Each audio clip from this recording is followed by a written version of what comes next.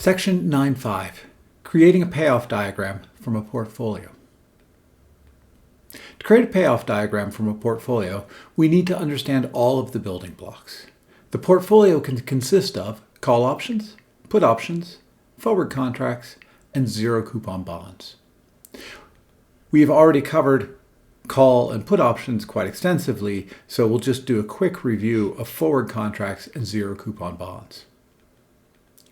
If you're long a forward contract with delivery price K, then the payoff is the final stock price minus K. You make $1 for every dollar the stock ends up above the delivery price and lose $1 for every dollar it ends up below the delivery price. If you are short a forward contract, it's just the opposite. The payoff is K minus the final stock price. Graphically, we see long a forward contract.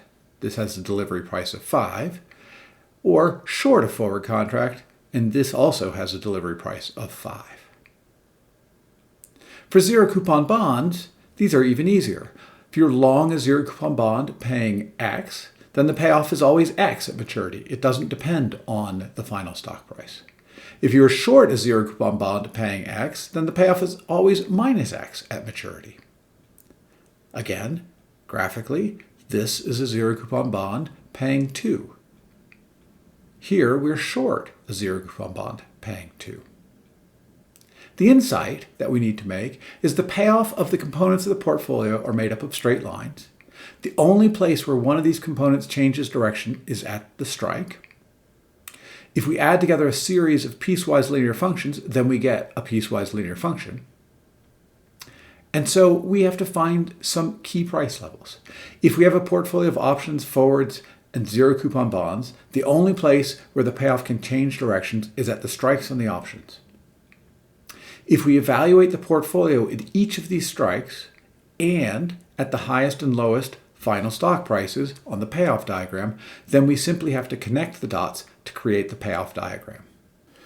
Example 9.10. Draw the payoff diagram for a portfolio. The portfolio is going to consist of long 2 calls with strike 40, short 1 call, 1 put with strike 30, and long 1 put with strike 20. We want to draw a payoff diagram with final asset prices from $0 to $50. First, we need to identify the key levels.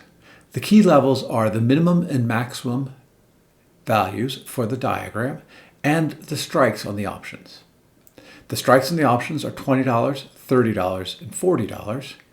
Thus, we need to evaluate the portfolio at $0, $20, $30, $40, and $50. We're going to evaluate the portfolio at these key levels, and we've put this in a table. So along the top, we've got final share prices of 0, 20, 30, 40, and 50, and then each row represents a position. So the first row is long 2 calls with strike 40. Those are worthless, except when the final share price is 50, in which case each option is worth 10, so those 2 calls are worth 20. Then we look at short 1 put with strike 30. If the shares end up at 0, that's worth negative $30, the payout of that particular option. If the shares end up at $20, that's worth negative $10, and then 0 otherwise. Finally, we look at long 1 put with strike 20. If the shares end up at 0, that's going to be worth $20. Otherwise, it's worthless.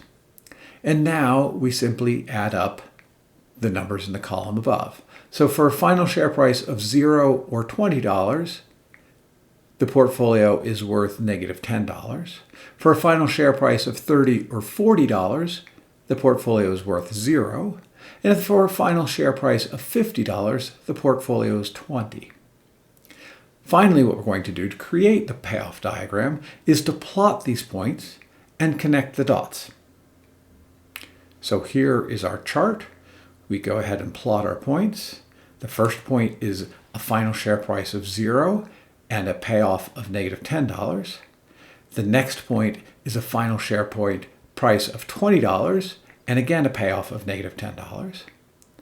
The next point is a final share price of $30 and a payoff of 0. $40 and a payoff of 0, and finally $50 and a payoff of 20.